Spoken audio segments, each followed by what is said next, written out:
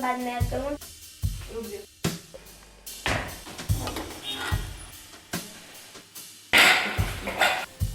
करो। Hello everyone, नमस्ते, good evening. कैसे हैं आप सब? आई होप आप लोग ठीक होंगे, स्वस्थ होंगे, मस्त होंगे। गाइस मैं भी ठीक हूँ। मैं प्रतीक्षा स्वागत करती हूँ नए दिन नए ब्लॉग में। गाइस जो ब्लॉग है वो 4 साढ़े 4 बजे के आसपास स्टार्ट हो रहा है और जाएगा पूरा रात तक गाइस। और यहाँ पे मेरा जो है समय है वो पूरा तय रहता है कि मुझे किस समय पे क्या करना रहता है, क्योंकि ठंड बढ़ गई है। छोटा सा दिन होता है, जब तक आप लोग अपनी प्लानिंग नहीं करके रखोगे, देखिए समय यूँ निकल जाते हैं, पता ही नहीं चलता है।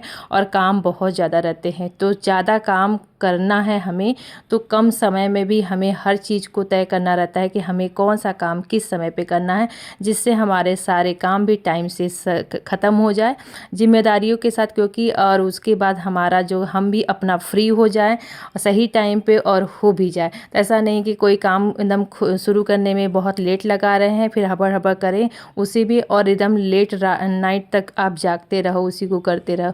तो हमारे जो काम है ना, हमें हाउस वाइफ हैं इसका मतलब ये नहीं कि हमें दिन भर काम करना है।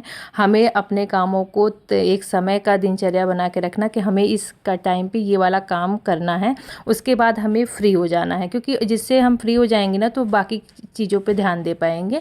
तो जैसे क्या कि घर में बहुत सारे ऐसी चीज़ें होती है जो हमें करने रहते हैं, अपने लिए भी टाइम निकालना रहता है, थोड़ा सा फ्री भी फील होना चाहिए कि नहीं कि हम दिन भर काम ही कर रहे हैं काम ही कर रहे हैं, तो ऐसा हो।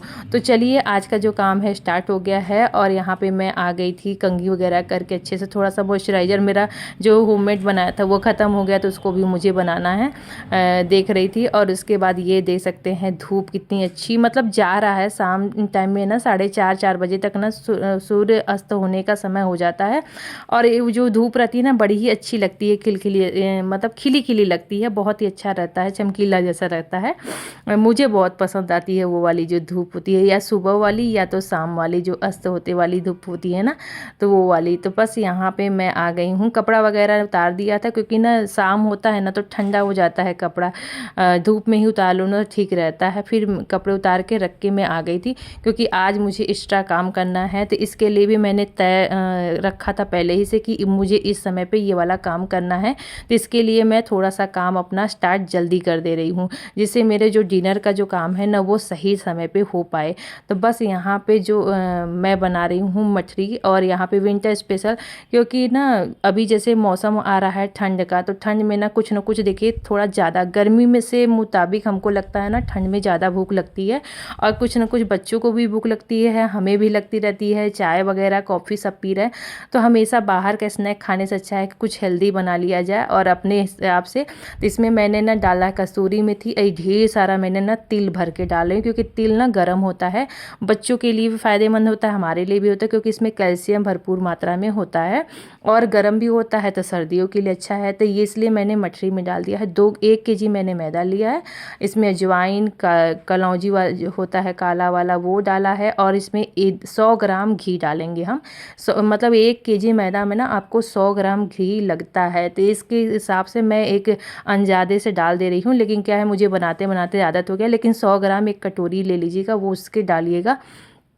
और यहाँ पे अच्छे से मैंने मिला दिया था। बस अब यहाँ पे अच्छे से मैं इसको गूँथ लूँगी, और ना बहुत दबा दबा के नहीं गूँथना रहता है, बस इतना ही गूँथना रहता है कि एक लोई टाइप बन जाए, जिससे इनमें अच्छे जो जो आते हैं ना, मतलब एक अंदर से, तो क्या होते हैं उससे ना जो बनता है मटरी वो बहुत ही अच्छा बनता है। और खूब इसको मरद मरद के अगर आप इसको आटे जैसा बना दोगे ना तो उसके जो परत है वो दब जाते हैं। तो इसलिए ना बस आपको इसको इस तरीके से लोई बनाना कि ये बाइंडिंग बन जाए। उसके बाद इसको हम थोड़ा सा 5-10 मिनट रेस्ट करने देते हैं, तब तक अपने जो बाकी के काम है वो कर लेते हैं। यहाँ पे ये पतंजलि का राइस ब्रांड ऑयल है, यही मैं यूज करती हूँ जब भी मुझे पूरी या कुछ तलना वगैरह रहता है। नहीं तो अधिकतर मैं घी का ही पराठा, मतलब ज़्यादा से हो सके ना रिफाइन कम ही यूज करिएगा। और बाज़ार में कोई भी चीज़ें, बहुत सारी चीज़ें मिलती हैं, खाते तो हम लोग भी हैं, लेकिन कोशिश मैं करती हूँ कि खुद घर का बनाओ, बच्चों को भी खिलाओ, जिससे सर्टिफिकेशन भी मिलता है और अच्छा भी रहता है। जो आप चाहो ना उसमें वो चीज़ें डाल के बना सकते हो, हेल्दी चीज़ें। तो इस तरीके से मैंने ना ये मैदा, आपको पता है मैं मंगाई थी दिवाली पर, अभी तक बना नहीं पाई थी, क्योंकि ना कब से सोच रही थी, लेकिन कुछ न कुछ मैं बनाती जा रही थी, लगा कि अब बना देना चाहिए क्योंकि ना ये भी पैकेट पड़े पड़े ख़राब हो जाएगा। तो मैंने देख लिया है, अभी मैदा ना खुला नहीं था इसलिए पैकेट ख़राब नहीं हुआ था, अच्छा था। तो बस यहाँ पे फटाफट मैं बना करके आज इसको, देखिए कस्तूरी मेथी और तिल वगैरह ना सभी चीज़ें दिख रही है। और ये जो मैं डाल रही हूँ इसको, ये मेरा घी है, मतलब घी से ही मैं बीच में ना ये लेयर लगा दे रही हूँ, जैसे पराठा बनता है ना वैसे ही। तो इसमें क्या होगा ना कि बहुत अच्छा लेयरिंग अंदर आता है। आप देखते होंगे कभी मार्केट में आता तो बहुत अच्छा से क्रिस्पी बनता है, और क्रिस्पी भी रहता है और लेयर भी अंदर ना आते हैं, तो बहुत ही अच्छा लगता है खाने में। तो सेम टू सेम वैसे ही बनेगा। और ये सारी चीज़ें मैंने थोड़ी सी अच्छी क्वान्टिटी में डाली इसलिए दिख रहा होगा, बाज़ार में इतना सारा नहीं दिखता है क्योंकि हमें वो देखिए उसके हिसाब से मिलता है। हम तो थोड़ा ज़्यादा भी डालेंगे टेस्ट के लिए तो अच्छा लगेगा। आप चाट मसाला भी डाल सकते हैं, हींग वगैरह भी डाल सकते हैं, बहुत लोग डालते हैं, काली मिर्च, जो भी आपको डाल के खाना हो, मट्ठी मिर्च खाइए। मैंने सब इतना ही डाला है, मिर्च मैंने नहीं डाला है क्योंकि अच्छा नहीं लगता है, मतलब मिर्च अगर आपको डालना है तो अलग से डाल सकते हैं। बस यहाँ पे अब हो गया है मध्यम मध्यम आंच पे, बहुत तेज़ भी नहीं करना है और मध्यम में नहीं, फटाफट अपना इसको हम लोग को बनाते हैं। और मैंने ना थोड़ा बड़ा बड़ा काटा है क्योंकि मुझे मठरी टाइप का बनाना है, इसे हाथ में पकड़ के खाने के लिए। जो सेवड़ा होता है वो अलग टाइप का होता है, तो इस तरीके के जो नमक पारे होते हैं ना वो बहुत ही अच्छे लगते हैं। ये जब भी खिल के आएगा ना और तो और भी बढ़िया, देखिए खुल गया है। तो इस तरीके के जो अंदर आते हैं ना लेयर, ये बहुत अच्छे लगते हैं। और इसको एकदम बिल्कुल डार्क गोल्डन ब्राउन करिएगा, बहुत ही क्रिस्पी और बहुत बढ़िया लगेगा खाने में। अगर बिल्कुल सेवर थोड़ा सा भी निकल जाएगा ना तो वो बाद में ना फिर मुलायम हो जाता है, सॉफ्ट हो जाता है। तो जितना ज़्यादा बढ़िया से पकाएंगे क्रिस्पी, उतना ही ज़्यादा अच्छे से क्रिस्पी रहेगा। तो बस यहाँ पे एक एक करके ऐसे ही निकाल लेते हैं। तिल का कलर बहुत बढ़िया आ रहा है और थोड़ा बहुत तेल में तो गिरेगा ही वो। तो ये देखिए बिल्कुल आ रहा है ना बढ़िया बढ़िया। तो ऐसे ही एक एक करके हम सारा तल लेंगे। और कितना ना अच्छा कलर आता है इस तरीके से ना, मतलब बनाने में देखिए लगता है कि कौन बनाए, लेकिन ना बनाओ ना तो बहुत ही अच्छा लगता है। और घर का तो बन जाए तो खाने की बात ही अलग होती है। तो मैंने हस्बैंड जी को फ़ोन कर दिया था कि चाय वगैरह पीना है तो आ जाता, लेकिन वो बोले कि नहीं मुझे चाय ना आज उनको पीना नहीं था क्योंकि किसी के साथ बैठे हुए थे, कोई पार्टी आई थी। तो फिर वहाँ उन लोगों के साथ उन लोगों ने आजकल चुक्कड़ वाला जो कुल्हड़ वाला जो आता है ना, वो वाली चाय भी बाज़ार में मिलती है। तो वो कोई भी गेस्ट आता है ना तो वो पिलाते हैं, तो वो एक ऐसे पीते नहीं हैं लेकिन एक आध बार वो पी लेते हैं। तो बस वहाँ पर वो पी चुके थे, तो मैं बोली कोई बात नहीं है, मैं अपने लिए आज बना करके पीती हूँ। और ये देखिए आप लोग को दिखा रही हूँ कितना बढ़िया बना है। अंदर से देखिए जाली आया है ना बढ़िया, एकदम बिल्कुल एकदम सॉफ्ट भी था, क्रिस्पी भी था और बढ़िया था एकदम खस्ता। तो पक भी गया है अच्छे से। बस यहाँ पे सारी चीज़ें मैंने पूरा बना करके रख लिया है इस तरीके से। अब इस डब्बे को ना मैं स्टोर करके रख दूँगी तो बहुत दिन मतलब अच्छे से हो गया अपने घर का, बच्चों के लिए खाने के लिए, और अपने लिए भी कोई आ जाए तो इसको आप आराम से खिला सकते हैं। और इतना थोड़ा सा मेहनत लगा ज़रूर, लेकिन बन करके रेडी हो गया था। अब मैं चल करके आराम से इंजॉय करूँगी क्योंकि मैं भी थोड़ा सा खा के देखूँ कैसा बना था। तो टाइम हो गया था दिया जलाने का, शाम बड़ा जल्दी हो जाता है बनाते बनाते। तो मैं बोली बाबू से पहले दिया जला दो, माता जी को भोग लगा दो, उसके बाद हम लोग आराम से बैठ करके मैं पीऊँगी चाय। क्योंकि इसमें ना मैंने ढेर सारा, ऐसे मैं पीती नहीं हूँ, अपने लिए बनाती नहीं हूँ, लेकिन आज मुझे मन कर रहा था क्योंकि कल मैं गई थी पार्टी में ना, तो बता रही थी ना कि वहाँ मुझे ना ठंड इतनी ज़्यादा लग रही थी, जैसे सिर पे वो हो गया था। तो मैंने ना सिर में बहुत ज़्यादा तेल लगाया। आप देख सकते हैं मेरा ना पूरा बाल एक तो मेरा बाल ना बहुत पतला वाला है, अगर ज़रा सा भी तेल लग जाता है ना तो पूरा ना मतलब लगता है ना कि एकदम चिपक जाता है। और गाइस यहाँ पे चाय पी करके और उसे खा करके बाबू को भेज दिया था पढ़ने के लिए और उसको बता दिया था। फिर मैं बनाने लगी थी डिनर, क्योंकि टाइम वेस्ट नहीं करते हुए अपने कामों को हम स्टार्ट करते हैं, क्योंकि टाइम पे सबको डिनर चाहिए रहता है। और वो दोनों को थोड़ा थोड़ा मैंने उन लोगों को खिला दिया है, पसंद आया उन लोगों को भी। बस यहाँ पे आज बना रही हूँ यूपी स्टाइल में बैगन और पालक टमाटर सब डाल करके ना बहुत ही अच्छी टेस्टी खाना बनती, मतलब सब्जी बनती है। ऐसे यहाँ पे यहाँ पे जो हमारे घर में है ससुराल में, ये लोगों को कम पसंद है, लेकिन हमारे यहाँ यूपी में ये पूरा फेमस है। जो भी यूपी से होगा वो रिलेट कर पाएगा, क्योंकि मम्मी बनाती थी ना, बहुत अच्छा बनता था। तो मैं भी ना बनाती हूँ यहाँ पे, बच्चों को खिलाती हूँ, क्योंकि बच्चे ना पालक वगैरह देखिए किसी के भी बच्चे अलग से खाना नहीं पसंद करते, तो उनको इस तरीके से सब्जी बना के खिलाओगे ना तो खा लेंगे। और मेरे यहाँ हस्बैंड को भी पसंद है, वो भी खा लेते हैं।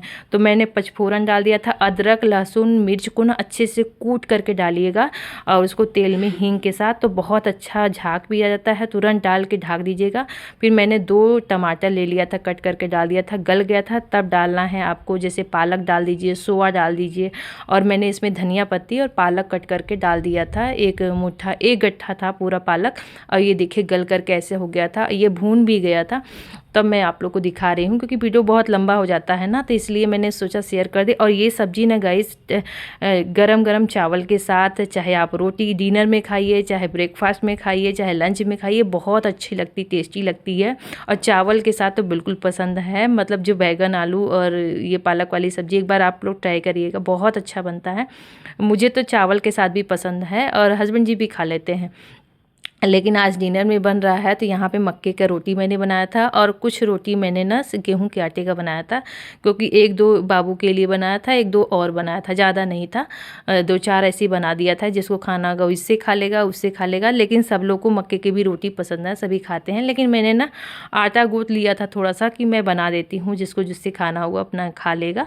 तो बस यहाँ पे बना करके रख दे रही हूँ। और यहाँ पे सब्जी भी मेरी बन गई थी। गर्मा गर्म रोटी में घी लगा दिया था। घी लगाने से ना थोड़ा सा स्वाद बढ़ जाता है, और पराठा खाने से अच्छा है कि ना आप लोग घी लगा करके खाइए। टेस्टी सा डिनर रेडी हो गया था गाइस, और आप लोग भी खा लीजिए, हम लोग भी, आप लोग। Thank you. क्या बनेगा? ये क्या है मम्मी? हाँ क्या? 8:30 बज गया है ना, इसलिए भूख लग गया तुमको।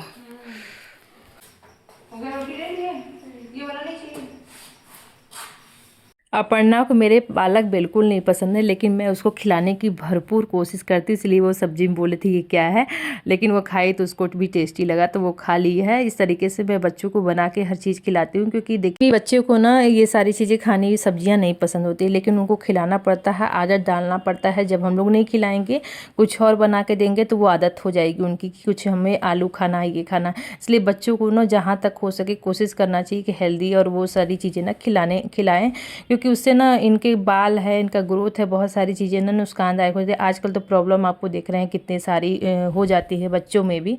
तो बस यहाँ पे अपनी कोशिश मेरी भरपूर रहती है कि इनको जहाँ से हो के घर का खाना हेल्दी खिलाने की कोशिश करें, हेल्दी लाइफस्टाइल आदत डालें।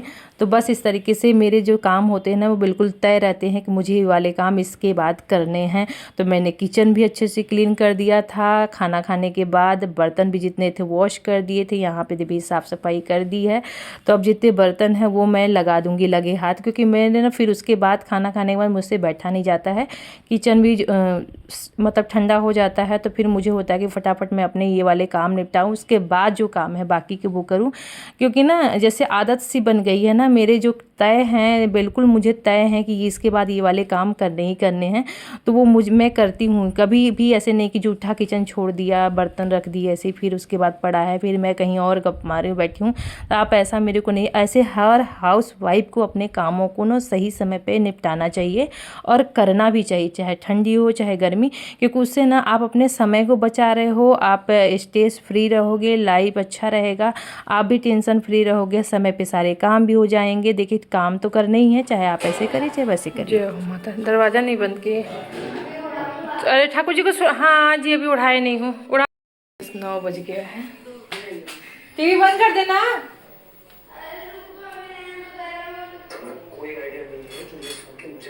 अच्छा देखेगा अभी।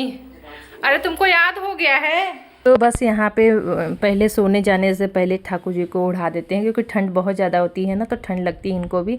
अब यहाँ पे इनकी भी सोने का समय हो गया, भगवान भी अपना सोएंगे। और अब यहाँ पे हम लोग आ गए थे ऊपर। बच्चे अपना थोड़े बहुत पढ़ेंगे, नहीं तो सोएंगे, क्योंकि टाइमली उठेंगे, क्योंकि कल है इनका पेपर। और उठने के लिए थोड़ा सा हम लोग जल्दी उठते हैं, आप लोग देखे होंगे ब्लॉग में, तो फिर टाइम से सोना भी ज़रूरी होता है। तो मैं कपड़े फोल्ड कर रही हूँ और वो कुछ पूछ रहा है, उसका डिस्कशन भी चल रहा है यहाँ पे। तो बस यहाँ गाइस ये इसके बाद मैं आकर के बैठती नहीं हूँ। जो कपड़े वगैरह थोड़े हो चाहे ज़्यादा हैं, आप देखोगे कि मेरे ना फोल्ड करके ही मैं रखती हूँ, ऐसे नहीं कभी कदार की बात अलग है, कुछ है तो, नहीं तो अधिकतर कोशिश करती हूँ कपड़े बिखरे ना रहे, क्योंकि जो काम है ना वो सही समय पर निपटाएं। और खाना भी ना इससे डाइजेस्ट हो जाता है। कहते हैं कि खाना खाने के बाद 100 कदम चलना चाहिए हेल्दी लाइफस्टाइल के लिए।